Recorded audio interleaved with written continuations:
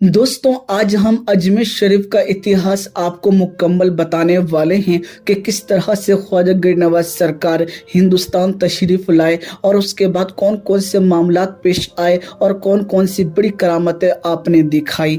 मेरे प्यारे दोस्तों, आप सभी को बता दूं, ख्वाजा गरीब नवाज सरकार हिंदुस्तान तशरीफ़ लेकर आए और आपको भेजने वाले कोई और नहीं, नबियों के इमाम कुल मालिक व मुख्तार मोहम्मद मुस्तफ़ा सल्लल्लाहु ताला अलैहि वसल्लम हैं। यकीनन अल्लाह के रसूल ने आपको इशारा दिया कि आप हिंदुस्तान तशरीफ़ ले जाएं और वहां जाकर के दिन की खिदमत करें, लोगों को हक का रास्ता बताएं। ऐसे में दोस्तों, ख्वाजा गरीब नवाज सरकार जो हैं वो एक आले रसूल हैं और फिर जब आपको हुक्म हुआ तो फ़ौरन ही आप हिंदुस्तान तशरीफ़ लेकर आए। आपको बता दूं, जिस दौर में आप हिंदुस्तान तशरीफ़ लेकर आए थे उस दौर में यहाँ के हालात बड़े ख़राब थे।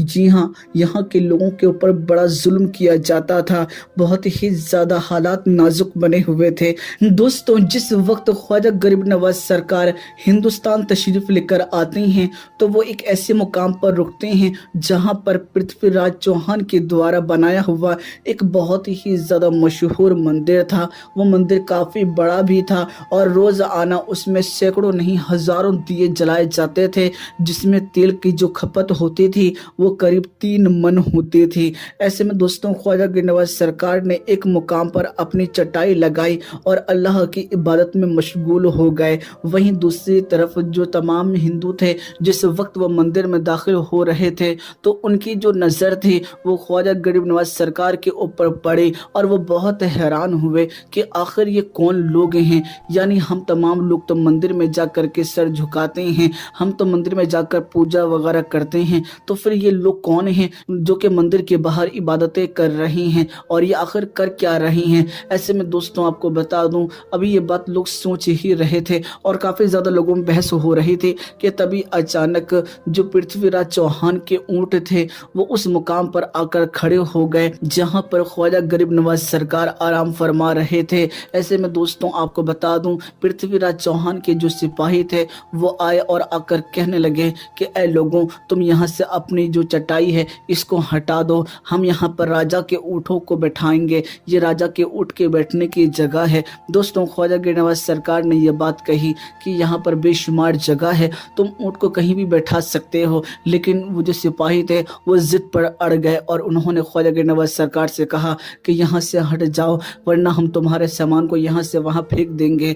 दोस्तों, ख्वाजा गरीब नवाज सरकार जो हैं बड़ी मोहब्बत के साथ उठे और कहने लगे कि अगर ये ऊँट के बैठने की जगह है तो यहाँ पर ऊँट ही बैठे रहें। दोस्तों, आपको बता दूं, उसके बाद ख्वाजा गरीब नवाज सरकार वहाँ से चले गए, लेकिन जो ऊँट वहाँ पर बैठे फिर वो उठ ही ना सके। अगले दिन की बात है कि तमाम जितने भी सिपाही थे वो आए ऊँटों को उठाने के लिए, लेकिन वो कोशिशें बहुत कर रहे थे, लेकिन ऊँट जो थे वो उठने का नाम ही नहीं ले रहे थे। तब वो समझ गए कि रात में जो लोग यहाँ पर मौजूद थे, यानी जो फ़कीर मौजूद थे, उन्होंने कोई ज़रूर जादू कर दिया है। ऐसे में दोस्तों, वो फ़ौरन ही ख्वाजा गरीब नवाज सरकार के पास पहुँचे और जाकर कहने लगे कि आप चाहते हैं कि इस तरह से कोई बेजुबान जानवर जो है वो भूखा प्यासा रहे। अगर आप फ़कीर हैं तो फ़कीर हरगिज़ ऐसा नहीं करते। मेरे प्यारे दोस्तों, ख्वाजा गरीब नवाज सरकार ने यह बात कही कि ऊँट जिसके हुक्म से बैठे थे उसी के हुक्म से उठ जाएंगे। दोस्तों, इतना कहना था कि ऊँट फ़ौरन ही उठ खड़े हुए। आपको बता दूं, उसके बाद ख्वाजा गरीब नवाज सरकार जो हैं, जो कि वहाँ पर अना सागर मौजूद है, वहाँ से पानी लेते और वहीं पर गुस्ल वगैरह भी करते, वज़ू वगैरह भी उसी पानी से किया करते थे। और ऐसे में उस दौर के लोगों की ये मान्यता थी, जो भी अना सागर के अंदर डुबकी लगा लेगा या फिर स्नान कर लेता है तो उसके तमाम पाप जो हैं वो धुल जाएंगे। ऐसे में आपको बता दूं, जब लोगों ने वहाँ पर अना सागर के करीब ख्वाजा गरीब नवाज सरकार को गुस्ल वगैरह करते देखा, ऐसे में वहाँ के जो सिपाही वगैरह थे उनको इस बात पर बड़ा गुस्सा आया और वो जाकर के ख्वाजा गरीब नवाज सरकार से कहने लगे कि हरगिज़ तुम अना सागर से पानी नहीं ले सकते, क्योंकि तुम किसी और धर्म के मानने वाले हो, तुम हमारे अना सागर के पानी को गंदा कर रहे हो, इस तरह से तुम्हें बिल्कुल भी इजाज़त नहीं है पानी लेने की। ऐसे में आपको बता दूं, उस वक्त आप वहाँ से चले गए। ऐसे में आपको बता दूं, कुछ देर के बाद आपने अपने एक मुरीद को वहाँ पर भेजा और कहा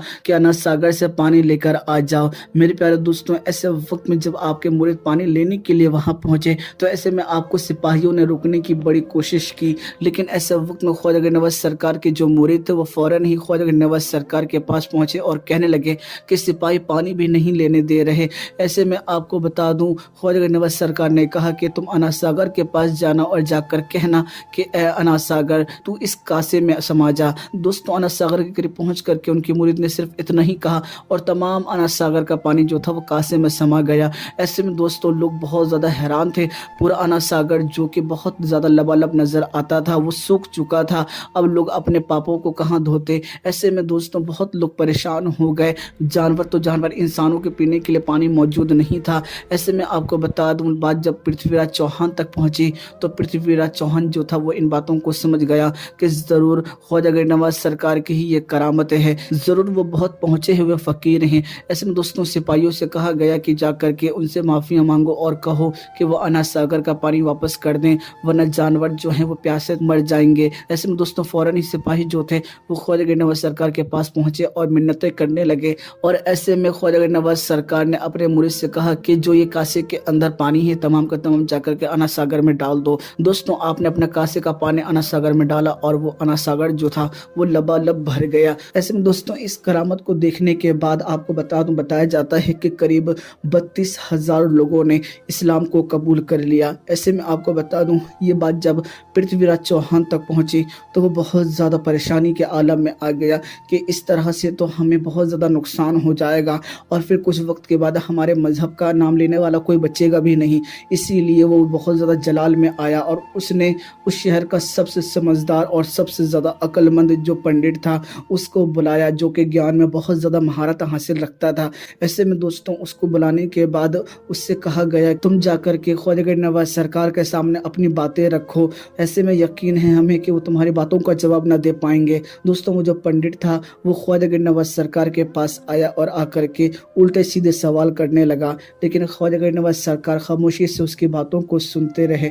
ऐसे में आपको बता दूं, जब वो पंडित बहुत ज़्यादा उल्टी सीधी बातें करने लगा, उल्टे सीधे सवाल करने लगा, तो ऐसे वक्त में ख्वाजा गरीब नवाज सरकार ने ये बात कही कि तुम इस तरह से बहस कर रहे हो, लेकिन मैं तुम्हारे माथे की पेशानी पर देखता हूँ कि तुम मुसलमान होने वाले हो। दोस्तों इतना कहना था कि आपकी बातों में इस कदर कशिश थी। और वैसे भी अल्लाह के वलियों की बातें जो है वो कभी रद्द नहीं होती, क्योंकि अल्लाह के जो वली बोलते हैं यकीनन वो बात बोलते हैं जो अल्लाह और उसके रसूल को पसंद होती है।